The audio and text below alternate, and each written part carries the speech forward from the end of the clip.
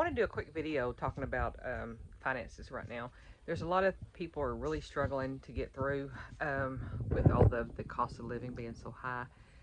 And although we live at 50% of our income, it still is difficult to get the bills paid sometimes.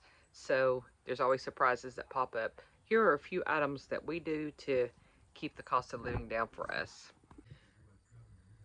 As I was looking over things in finances and why people are struggling, I did notice that the income that people are making this year in 2023 is actually lower than what it was in 2022.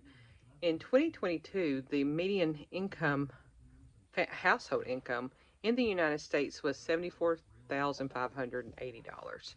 So we'll say $74,600. And that was actually a decrease from what it was in 2021.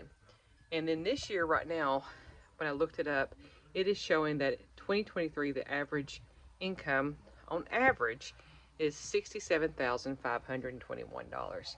So even though the cost of living has gotten so much more expensive, and some of the things like eggs is 70% higher than what they were last year, it is costing us more and we're making less. So we all need to look at ways to live more frugally and save money. And so here are a few items that we use as we've got the animals, the chickens running around in the background. Here are a few items that we do to save us money. As you can tell, we're getting ready to split wood this weekend. So all of this wood that's been cut this year will be split up and we will burn it through the winter. This is just one pile. We have 3 piles of wood, but this is one pile that we will split using my brother's splitter, and this will help heat the house and keep the cost of us keeping the house warm down. I have a clothesline.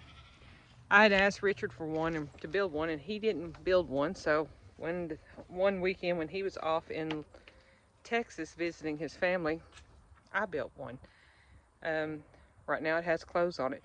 I wash the clothes in the evenings, late at night, before we go to bed. That's when the cost of electricity is the lowest. So wash your clothes then. When I wake up in the morning, first thing I do is I get up and I put them on the clothesline and let them dry. The next thing we do is we grow our own food. Even though we are going into winter, I have a greenhouse. It's not a big, huge greenhouse, but in it I have got my vegetables growing. There's celery. I do have some of my outdoor plants are in here and they're still blooming. But we try not to spend a lot of extra money on growing or buying food in the grocery stores. Another huge expense is going out to eat. Now, there's going to be times when you want to go out to eat, and that's fine. Everybody does it.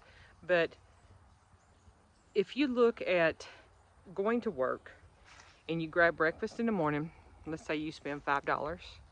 Then you go at lunch and you spend, and I'm being low on these prices, let's say you spend $10 on lunch. We all know that you cannot go to even a fast food restaurant now and get a $10 combo. That doesn't happen. But let's say you keep it easy. Let's say $15 a day. You work 5 days a week. That's $60. And the reality of it is the food didn't taste good. So choosing to cook your own food at home and then carrying your leftovers the next day is a much financially smarter thing to do. If you do decide to go to a restaurant to eat, Richard and I a lot of times will get one meal and split it because the portions are way too big. So we buy one meal together, we split it in half and we eat it. Also, if you are going to do that, buying drinks, I'm not even talking about alcohol, I'm talking about a soda or tea, you're looking at $3.50, $4, even up to $4.50 a piece. You go with that with a family, you've already added an additional almost $20 to your bill. Just drink water. Me, I've always got a glass of tea or something with me. Another thing I do at work, because I work nights, I don't drink coffee. And the hospital is real good about providing coffee for everybody, but I don't drink it. So I carry a big Yeti cup full of tea. I have an extra container that has tea, and I do not buy sodas from the vending machine. A lot of the nurses will say, "Oh, I'm running to the vending machines and get a soda." I don't do that. I buy Dr. Pepper at Dollar General store quite frequently. They'll do them where they're 3 for $12, and we're talking about 6 packs and even 12-pack cans. I'll buy those, and then I think the last ones I bought were 4 for $12. So that was 12 packs for $3 a piece, and that was 6 of them. So that made them 50-cent bottles. We do raise our own animals. We breed our own animals. We butcher our own animals and have the food and process those for our own food. Most of my cookware I found at garage sales. It's amazing at the things you can find at garage sales at a discounted price as opposed to paying full price for something at a store. We turn off the lights during the day and use natural light. Open your curtains and let it shine in, and you can see just fine. Another thing we've done is when I bought this property, there was a double wide on it. So we moved into the double wide instead of spending money on a bigger house. We searched around and I got this land and the double wide for $48,000. So I borrowed money from a trust, paid cash for it, and then I'm paying the trust back. Simple and easy way to do that. Don't need a 3,000 square foot house. I actually spoke to a nurse the other night and I was talking with her, and she was looking at building a 3,000 square foot house. Now she is married. Her and her husband make a good living, and they were talking about spending and financing building a house. Now this house was going to cost them about $450,000 to build. And I asked her, why? Why do you need a house that big? And she's like, oh, it's status. I don't need to have a big house. I live in a small house. I live in a double wide that's on my property. Now, I also have family members that don't understand that, but that's okay.